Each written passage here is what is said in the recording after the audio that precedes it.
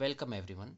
Last class तक हमने देखा कि किस तरह से बंगाल कॉन्क्योर करने के बाद ब्रिटिशर्स ने मैसूर रीजन को एंड उसके बाद मराठा रीजन्स को कॉन्क्योर किया।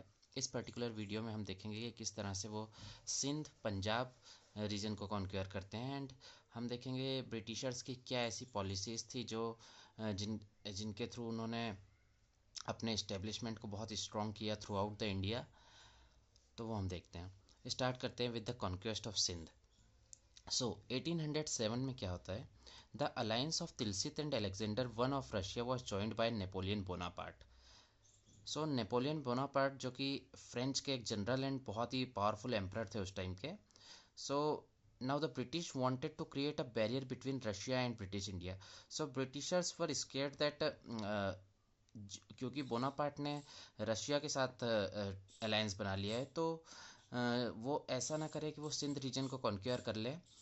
सो इसलिए इन्होंने अपना दिमाग चलाया ब्रिटिशर्स ने।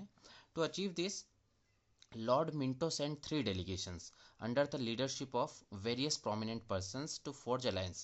Accordingly, Metcalfe was sent to Lahore, Elphinstone was sent to Kabul, and Malcolm was sent to Tehran.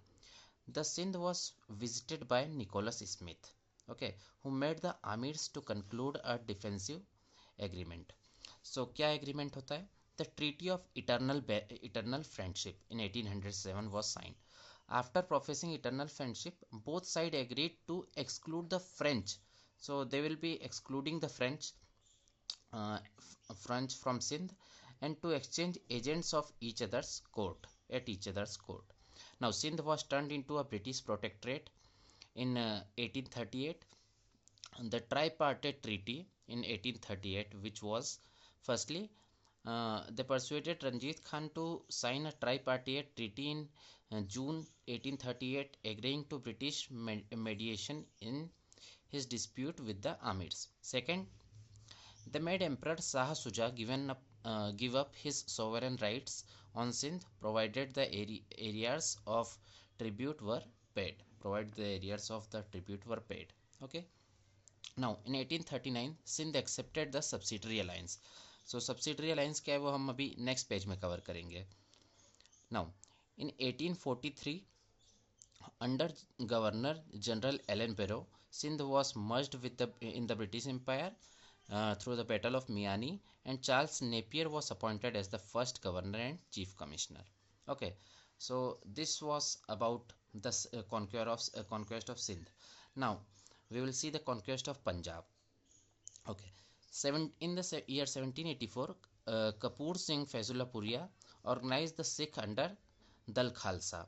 Okay, with the objective of uniting followers of Sikhism politically, culturally, and economically. The Sikh consolidated in mistles. We have also seen this in last lecture, which were military brotherhoods with a democratic setup. So the Sukracakya Misl and Ranjit Singh. So we also seen in the previous class that Ranjit Singh, under whom the Sikh or the Punjab region raised to its pinnacle, was from Sukracakya Misl. Okay. At the time of the birth of Ranjit Singh, 1780, there were 12 important misls. Ahluwalia, Bhangi, if I am pronouncing well, Dalewalia, then Faizullapuria, Kanhaiya, then Krora Singhia, Nakai, then Nishaniya, Fulakiya, Ramgarhia, Sukracakya, and Shahid. Pardon me if I pronounced any name wrongly.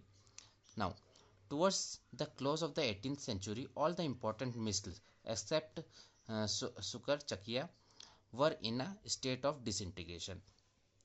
These events in the neighboring region were fully exploited by Ranjit Singh, who followed a ruthless policy of blood and iron and carved out for himself a kingdom in the central Punjab. In 1805, Ranjit Singh acquired Jammu and Amritsar, and thus a political capital Lahore and the regional capital Amritsar of Punjab came under the rule of Ranjit Singh. Now, the Treaty of Amritsar in 1809. Satluj was fixed as a boundary line for his dominion with the British. Okay, 1839, Ranjit Singh died, and with his death, the process of the decline of the empire began. Kharak Singh, who was the son of the Ranjit Singh, sudden his sudden death in 1839 and accidental death of his son Prince Prince Naunihal Singh led to an anarchic situation in the Punjab. Okay. After the death of Naunihal Singh, Sher Singh, another son of Ranjit Singh, succeeded, but he was murdered in late 1843. Okay, so we can see the the Sikh kingdom is getting weaker and weaker with the death of strong rulers and strong emperors. Now, soon afterwards, Dalip Singh, a minor son of Ranjit Singh, was proclaimed the Maharaja with the Rani Jindan as regent. Now, Lal Singh, a lover of Rani Jindan, won over the army to his side and became the Wazir in the same year. And Teja Singh was appointed as the commander of the forces. So, here, here begins the Anglo-Sikh Wars. So, in the first Anglo-Sikh War, 1845 to 46, under Hardinge, what was the reason behind this? The outbreak of the first Anglo-Sikh War has been attributed to the action of Sikh army crossing the river Satluj. So we have seen that in the Treaty of Amritsar, Satluj was fixed as a boundary, but the Britishers are crossing the boundaries now because they knew that there is no strong ruler in the center right now in the Punjab. Also, the weak Sikh Empire was an attraction for East India Company. The treachery of Lal Singh and Teja Singh caused 5 succession defeats to the Sikhs. Now, the Treaty of Lahore happens in 1846. War indemnity of more than 1 crore rupee was to be given to the English. The Jalandhar Doab means the region between the two rivers. The region between the two rivers. Ab means water, and do means two. So in this particular case, the region between the base and the Satluj river was annexed to the company's dominion. Now, the British resident was to be established at Lahore under Henry Lawrence. Dalip Singh was recognized as the ruler under Rani Jindan as regent and Lal Singh as Wazir. The another treaty here was the Treaty of Amritsar. Since the Sikhs were not able to pay the entire war indemnity, Kashmir, including Jammu and Ladakh, were sold to the Maharaja Gulab Singh for 75 lakh rupees. Now, the third treaty here, the Treaty of Bhairowal. According to the provisions of this treaty, Rani Jindan was removed as a regent and a council of regency for Punjab was set up. Now, the council consisted for 8 Sikh Sardars presided over by the English resident. Now, Henry Lawrence was this particular English resident. The treaty made the British resident the real ruler of the Punjab. So this treaty was very disadvantageous for the Punjab. Now, in the second Anglo-Sikh War, which held between 1848 to 1849, during the tenure of Lord Dalhousie, the reason behind this particular war was the defeat of the first Anglo-Sikh War, and the provision of the treaties of Lahore and Bhairowal were highly humiliating to the Sikhs. We have just seen that. The inhuman treatment melted out to the Rani Jindan, who was sent to Banaras as a pensioner, aided the resentment of the Sikh. Immediate cause was Mool Raj, who was the governor of Multan, was replaced by a new Sikh governor over the issue of the increase of annual revenue.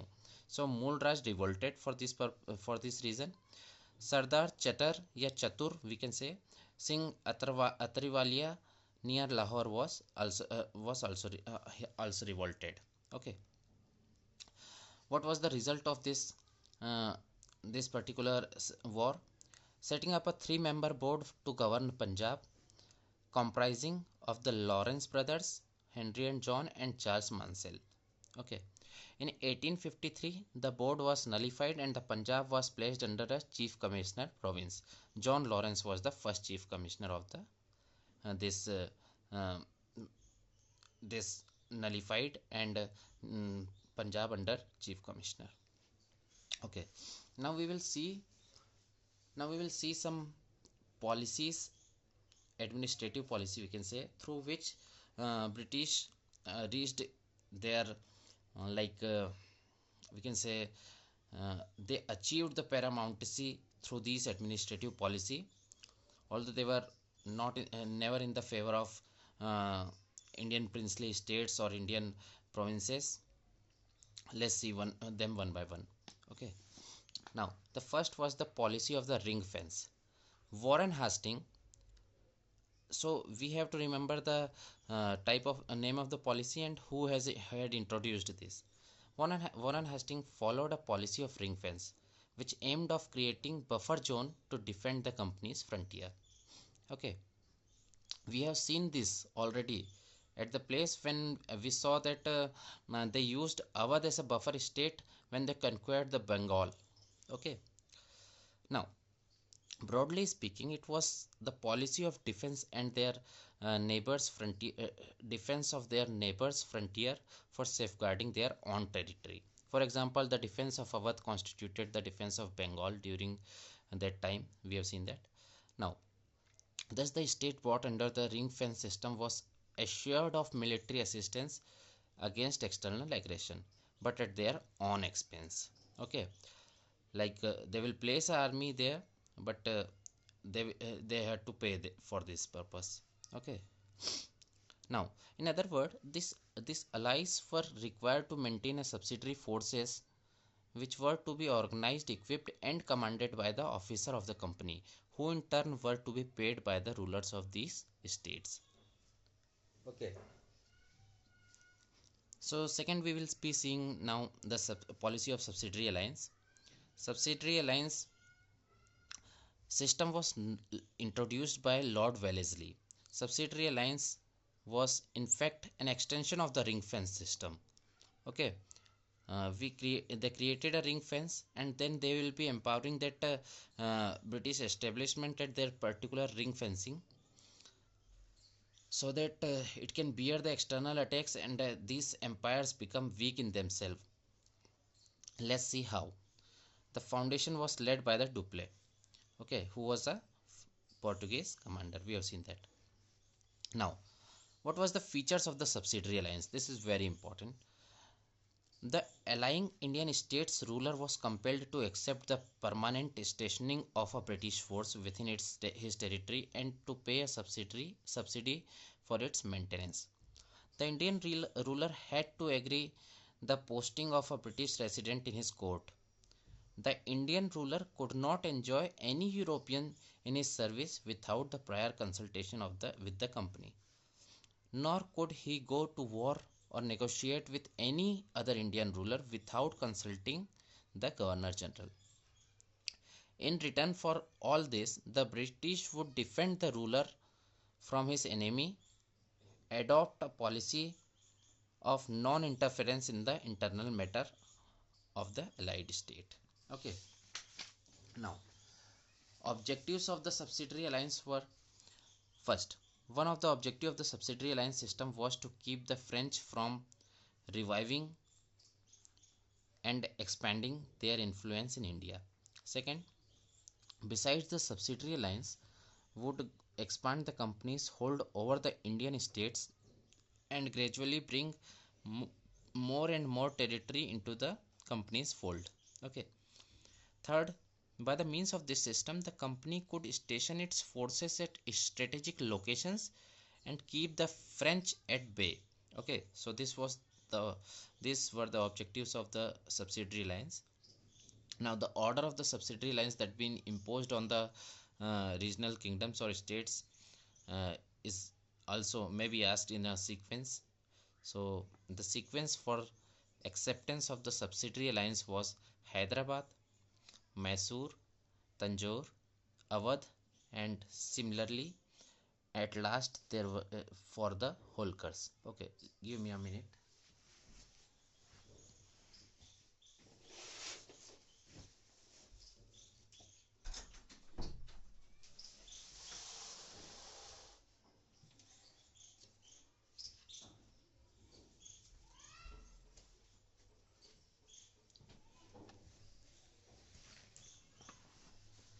So I hope it is visible now.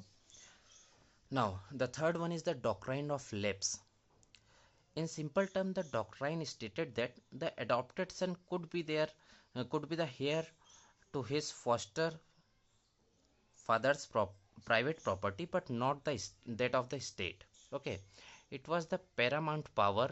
It means the British to decide whether to bestow the estate on the adopted son or to annex it. Okay, so uh, they conquered many states through this particular policy. Second, though this policy is attributed to Lord Dalhousie in the year 1848 to 56, he was not its originator. Okay. Now, what were the names of the states who were annexed under this in a particular order? We can see Satara, then Jaipur, then Sambhalpur, then Bhagat, then Udaipur, then Jhansi, and then Nagpur. We can see this.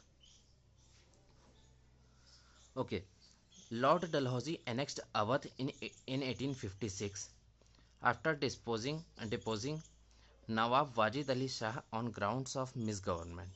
Okay, thus Dalhousie annexed 8 states during his 8-year tenure from 1848 to 1856 as Governor General. Okay, his reign almost completed the process of expansion of the British power in India, which began with the victory over Siraj ud Daulah in the Battle of Plassey in 1757. So this was all about the conquest of Sindh and then Punjab, and we have seen the British administrative policy which helped them to conquer throughout the India. Now you have some homework. The next 3 pages, which are related to the relation of British with neighboring countries, we can see the name of the countries here: Anglo-Bhutanese, then Anglo-Nepalese, then Anglo-Burmese. Their relation are mentioned in 2, 3, 4, 5 liners, and if they have done some war with the British, it's also been mentioned. So you just have to have a glance over it and not to study this in detail. Also we can see Anglo-Tibetan relation, Anglo-Afghan relations, then Afghan wars also. So you have to just read this. And the last thing we will be covering today is the British India and Northwest frontier. Okay, so let's see this. A compromise was finally reached by drawing a boundary line known as the Durand line between the Afghan and the British territory. Amir received some districts and his subsidy was increased, but the Durand agreement failed to keep peace, and soon there were tribal uprisings. Curzon's policy of withdrawal and concentration. Now we will have a look into it. British troops withdrew from advanced posts, which were replaced by the tribal levies trained and commanded by British officers. He created the Northwest Frontier Province directly under the government of India. Okay, earlier it was under the control of the Lieutenant Governor of Punjab. Fine. We saw that how they conquered it from the uh, after the death of Raja Ranjit Singh. Then, overall, Curzon's policies resulted in a peaceful northwest frontier. The peaceful condition continued thereafter with occasional tribal uprisings. Now, these tribal uprisings we will see in upcoming class. Next is in 1932, it was announced that the Northwest Frontier Province was to be constituted as a governor's province. Okay. So one notable point here is that in the Treaty of Titalia 1857 was signed between the Chogyal, which was a monarchy of the Kingdom of Sikkim, and the British East India Company. Okay, so this was all about today's lecture. In the next lecture we will be covering the peasants movement, the civil uprisings, and the tribal uprisings. Thank you so much for watching. Please stay and have a look into it. Thank you.